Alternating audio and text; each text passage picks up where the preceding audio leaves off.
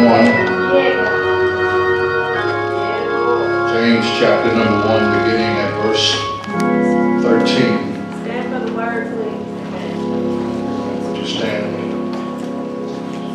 James chapter number 1, beginning at verse 13. Reading down to verse 15.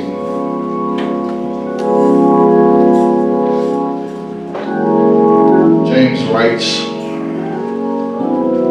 "Let no one say when he is tempted, I am tempted by God. For God cannot be tempted by evil, nor does he himself tempt anyone. But each one is tempted when he is drawn away by his own desires and enticed. Then when desire has conceived, it gives birth to sin. And sin, when it is full grown, brings forth death." You may be seated. Amen.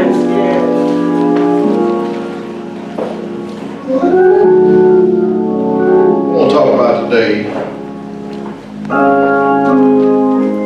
don't blame God. It's your own fault. Just hunt your neighbor real fast, just look him in the eye, tell him it's your own fault. We are fast approaching the season when fierce storms can occur at any time. You see, we are often subjected to thunderstorms and tornadoes, and all of those things can come up when we least expect them. And often, my brother, my sister, when these storms arise, they leave behind a path of death and destruction. And isn't it strange how on a seemingly beautiful day that it can quickly turn deadly, all because a freak storm just happened to blow in? Well, I discovered something. I discovered that storms don't just happen. Can I just tell you that? Because I found out that there is a trigger mechanism that causes thunderstorms. There's something that happens in the atmosphere that causes tornadoes, that causes hail, that causes thunder and lightning. Thunderstorms and hailstorms and tornadoes don't just happen. Now, I know, when the weatherman looks at what's going on around him, he can easily predict that something is going on because he notices that these things line up just right.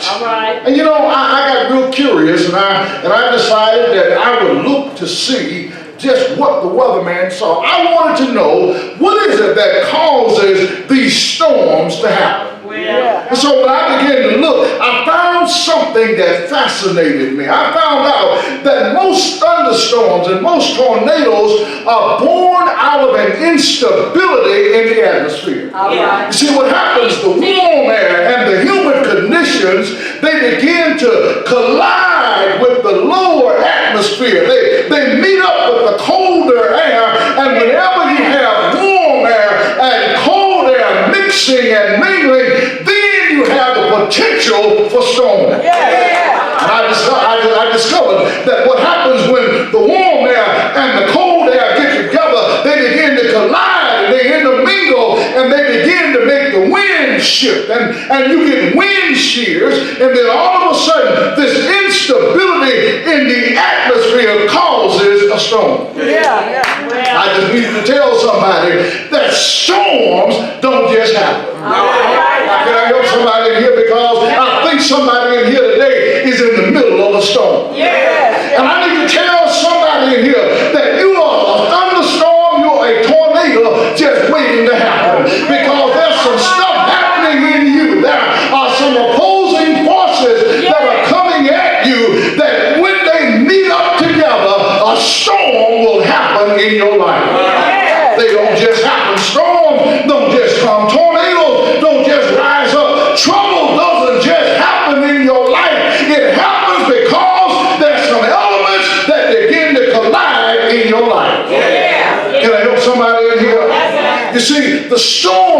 happens in you. It happens when what's in you, this internal desire, that thing that you want, that thing that you desire to have, that thing that you will to have, that thing that you lust after, they begin to collide with the influences and the outward things of the enticements of the world. When your stuff gets mixed up with somebody else's stuff, then storms happen. You're looking at me funny, so let me help you with that. Because see, the problem is this. Whenever we get into this place in our life, when the stuff that we really want begins to affect or begins to reach out to the stuff that we're not supposed to have, we're waiting on stuff to happen. All right. Because life tends to wreak havoc in our lives. And I recognize that most of us have an enormous tension in our lives. We have this thing that bears down on us. We wrestle with our own inability to maintain control of the things that we want and what we desire. Yeah. And because of what we desire, because of what the stuff that we want, but God says we can't have. Well, yes. You see, we want stuff that God says we can't have. God says we shouldn't have. And when we begin to want what we can't have and we reach out to get it, then we got trouble. Yeah. So James sees this. James says, I want to help somebody. I want you to understand why most of us wind up in so much trouble.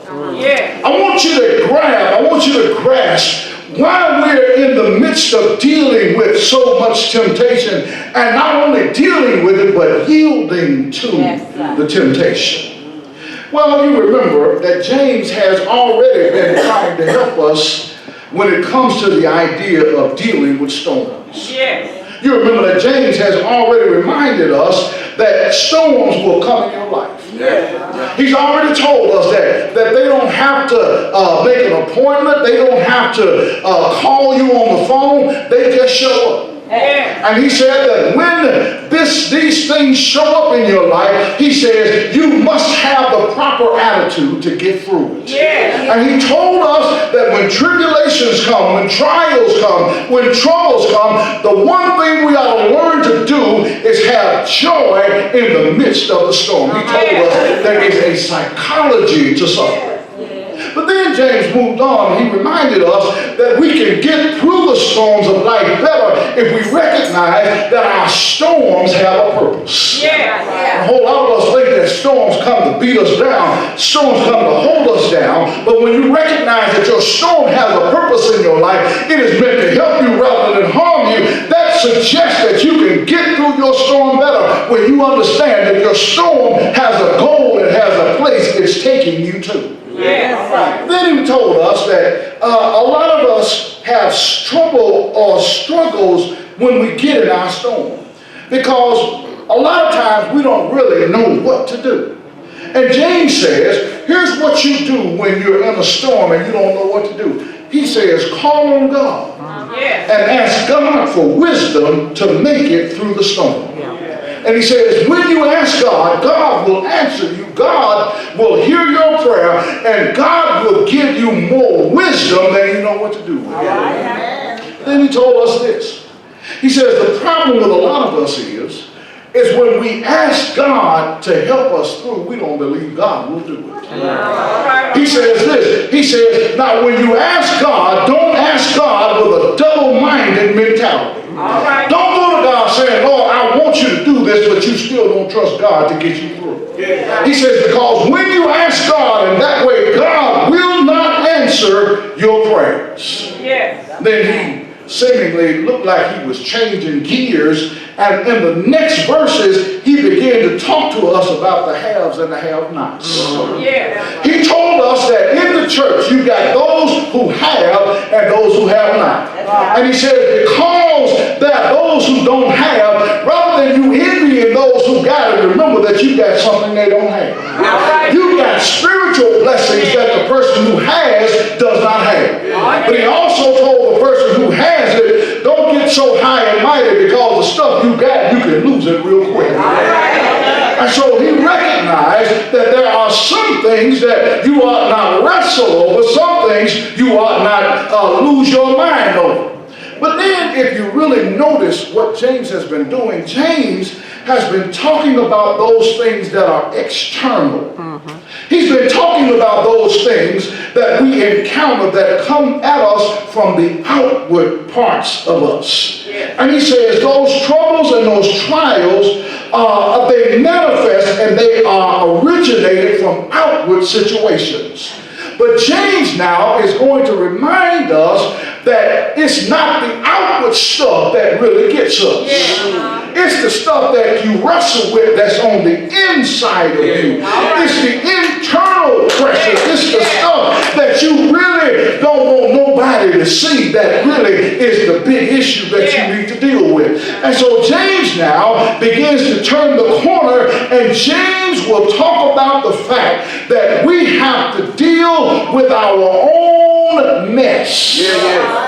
Because most of us get in the mess and we want to blame everybody else. Look at what James says. James says in verse 13, he said, let nobody say, okay, I know that ain't in the text, but he literally said, let no one say, when I am tempted, God did. That ain't your Bible? He said, let nobody say, when I am tempted, I'm tempted of God, for God cannot be tempted with by evil, nor does he himself tempt anyone. If you look at the verse tempt, that word tempt in the text there, it describes the propensity for us to sin. That suggests that even though you're saved, you can still slip. In other words, he explains that even though God doesn't send trials, God doesn't send the stuff to trip us up, God sends it so he can test our faith. He says that when you are tempted, and you give in to the temptation, not because God forced you to, but because you wanted to. So James says, let nobody say when he's tempted, God did it. Here's what James said. James wants you to know that when you are tempted and you yield to the temptation, it's your own fault. It's your own fault. You did it. You let your mind go. You allowed your hands to touch. You let your feet go where they should not have gone. You are responsible for your sin.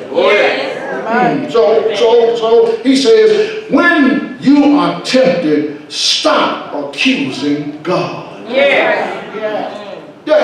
know, we're bad about that. We love saying it was God's fault.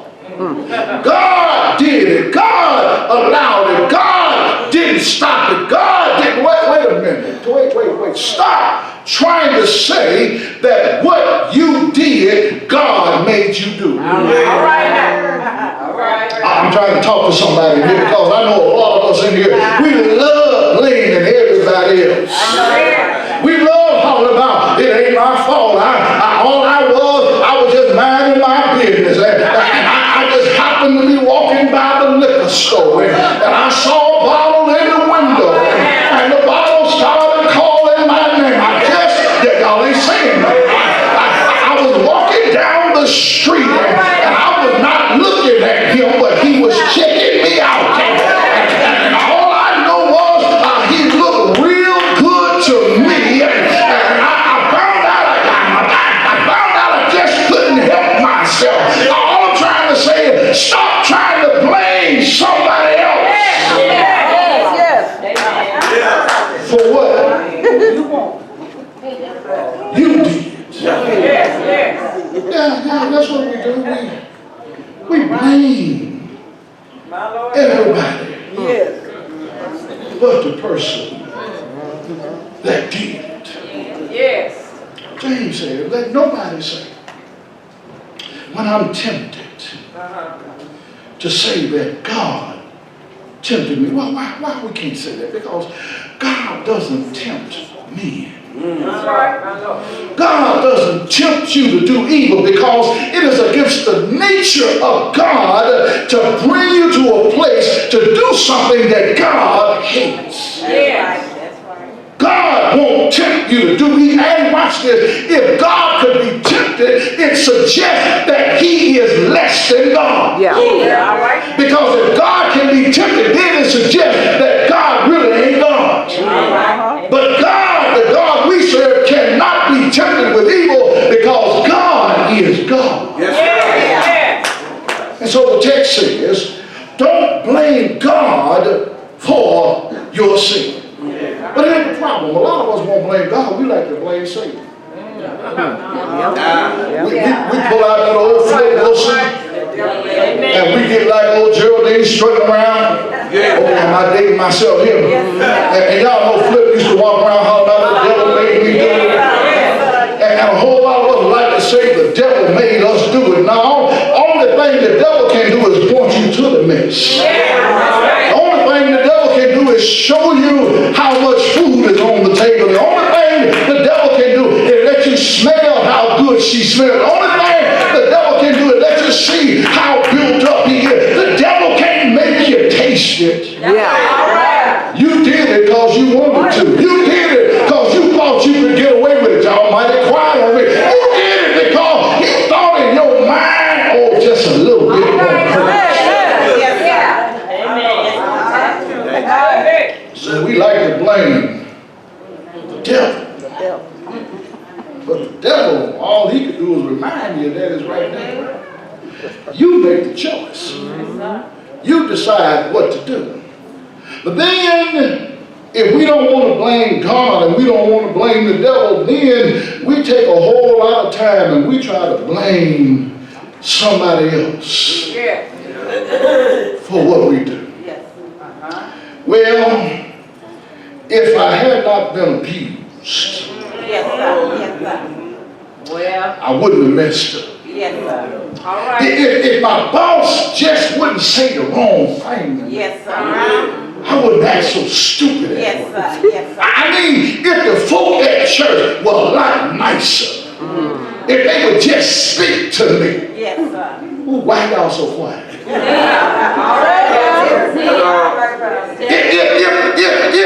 That's why I don't sit on that road. Because if I sit on that road, that person who always sitting down at the end might look at me the wrong way. If they just would treat me right. Can I help somebody?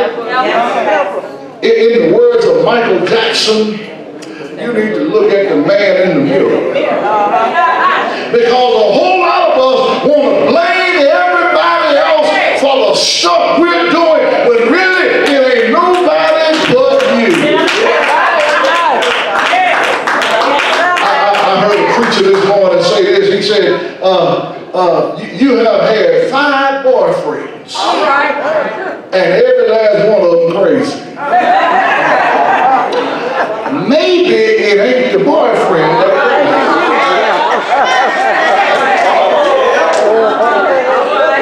maybe it ain't the boyfriend that ain't no good.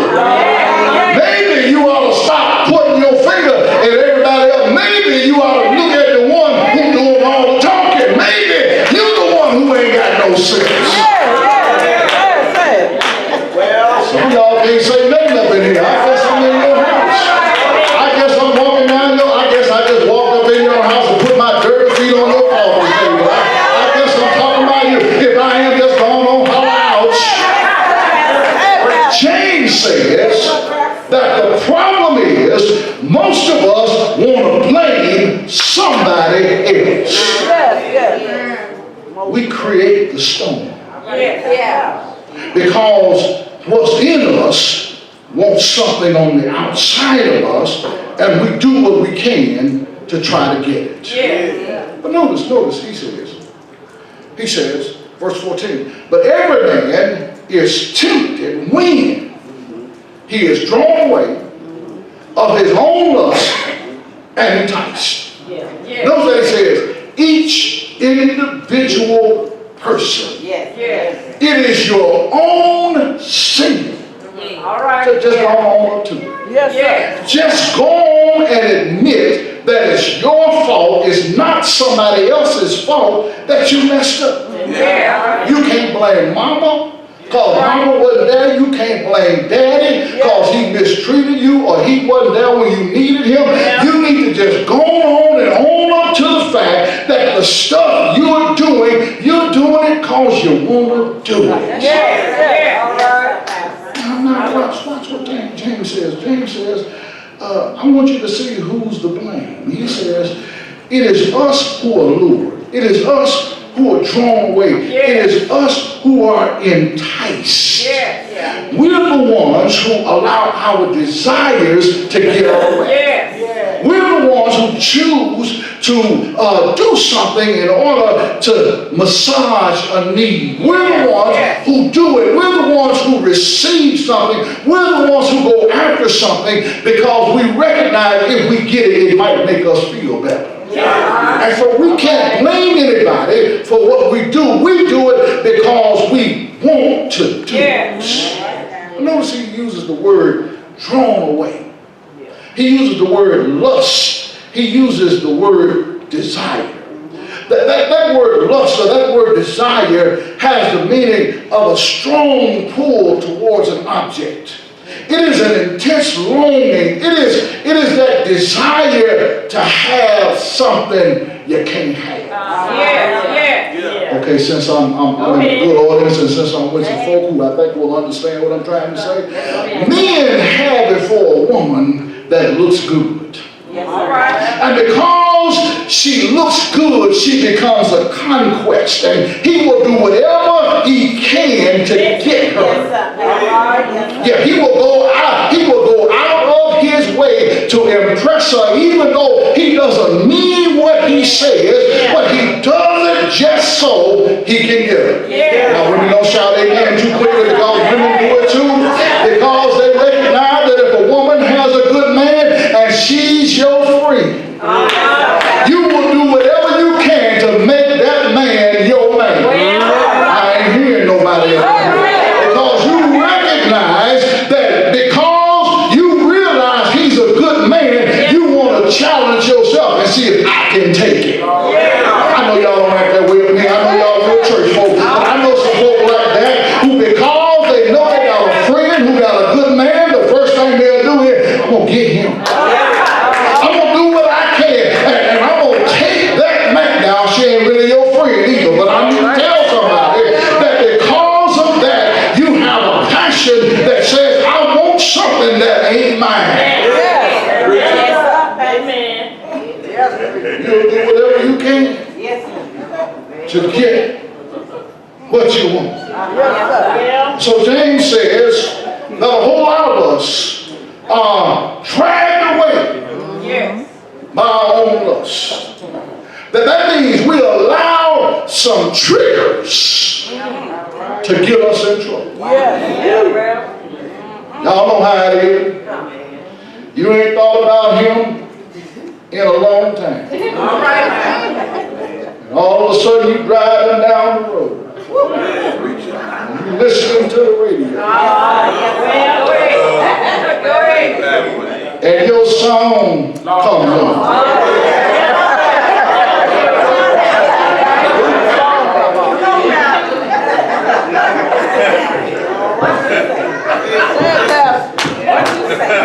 And like Minnie Riperton, you go, I'm going back down memory lane.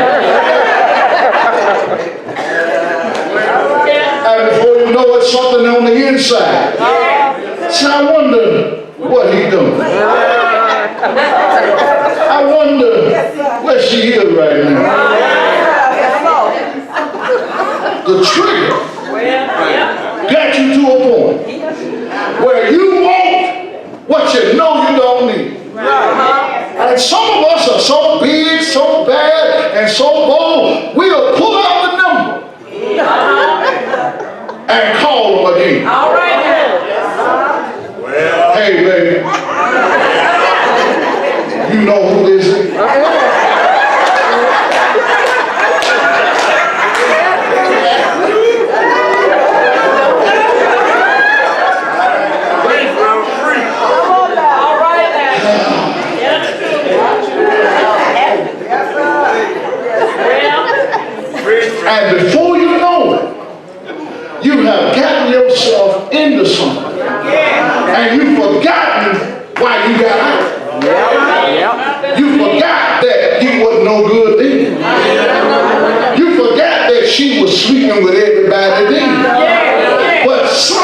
it triggered you and you decided you wanted to try it again. And then he uses the word entice. Y'all, that word entice is another word for lure. I imagine there's some fishing folk in the house. And so fishing folk will get this one. When you go to the lake, to the water, and you fish, you take more than a fishing boat. You take with you some bait. And you take the right bait because you got a certain fish you want to catch. And sometimes you take a worm, but sometimes you get real sophisticated and you go to the store and you buy these lures and you buy all of these expensive little trinkets and stuff that you can throw in the water that's tied to your line because you recognize if you just jiggle it the right way.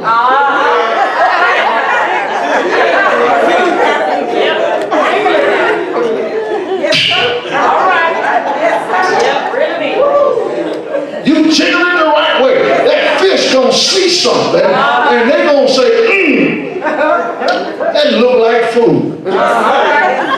And guess what? Some of us, it don't take much. I'm trying not to go there, but y'all looking at me like you don't know what I'm talking about.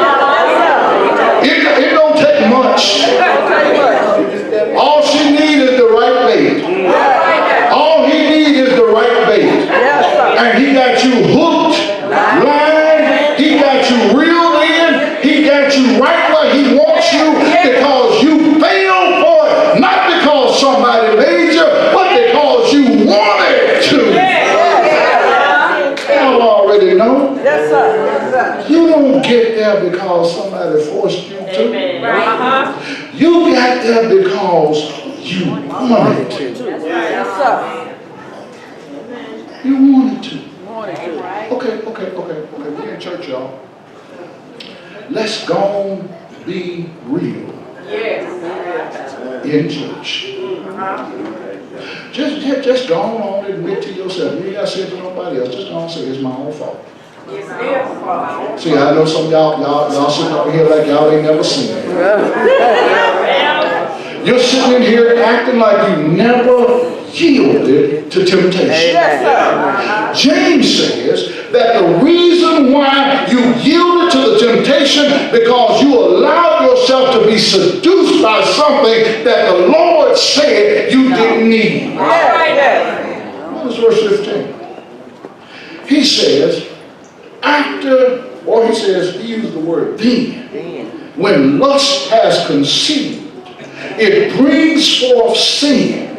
And when sin is finished, it brings forth death. Look. James wrote this understanding that most of us would miss it. He begins the sentence with the word then. Pastor, why does James use the word then? He uses the word then because he wants us to recognize that what you just did was premeditated. Yes.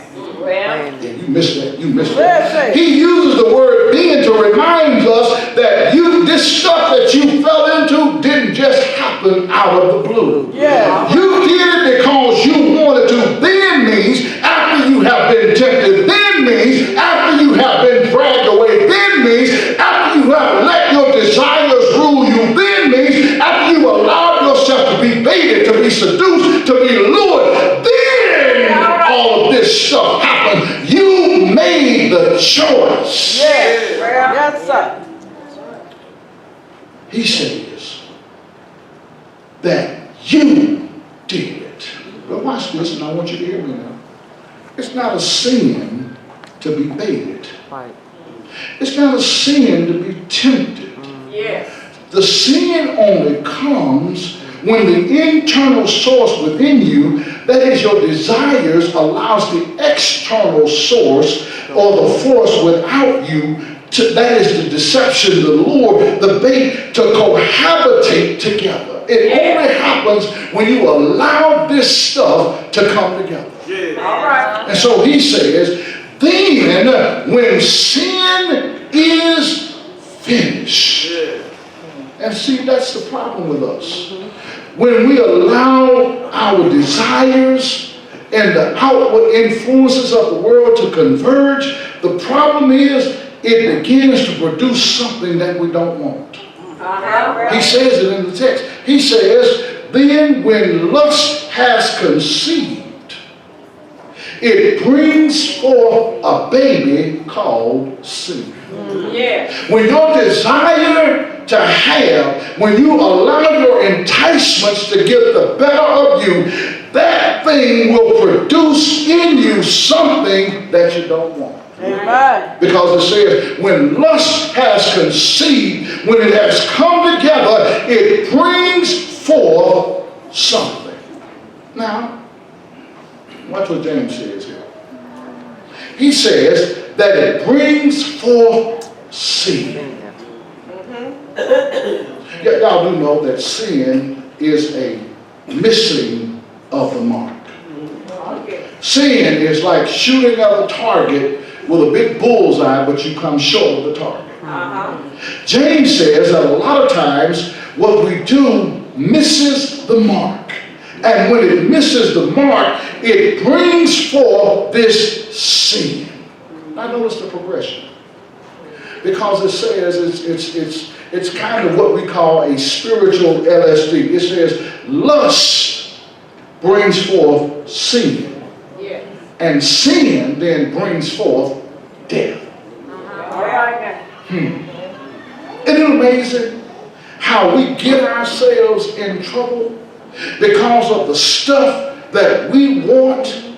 And when we get what we want, we realize it ain't good for us. All right now. Anybody ever got something that you really thought you wanted? Yeah. You really desired to have it, and then when you got it, you said, oh my God, what do I do with this thing All now? right. Come on now, you can be honest, you sit in church. I mean, there are a lot of us in here who wanted something that when we got it, we found out we really didn't need it. We really wanted to have it, and when we got it, we recognized that the thing that we got wasn't good for us. And so when we got it, the text says that it began to produce in us death. Well, it seems as though that everything James says here is in the negative. It seems, though, that everything James gives us is something that's not good for us. All right. But I need to close here by giving you some good news. All right. I need to close here by reminding you that that is not the end of what James has to say. All right. Because instead of James ending what he has to say to us with a period, James uses a comma. Yeah. In other words, James says, yes, I know when sin is finished, it brings forth death. And I know that sounds like the end. That sounds like it's final. And since it looks like it's final, I might as well keep on sinning. But before you carry out that plan, let me remind you that that's not the end of the story. I want to remind you that sin is a defeated foe. Sin is a place that has already been dealt with at the cross. James didn't place a period at the end of what he was saying. James only put a comma. And I need to tell you why. James tells us that sin is a defeated foe because at Calvary, Jesus fought the battle against sin. At Calvary, he took the sting out of death. At Calvary, he ripped the teeth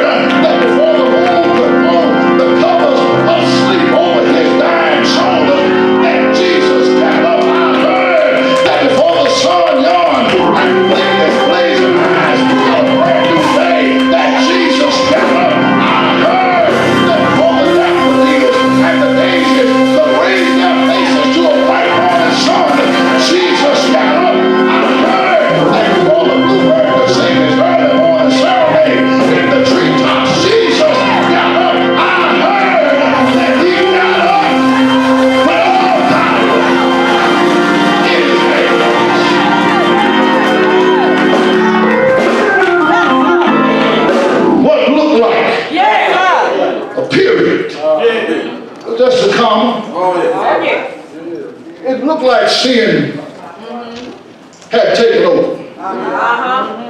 But I need to tell you that even though when sin is finished, it brings forth death. Yes, Lord.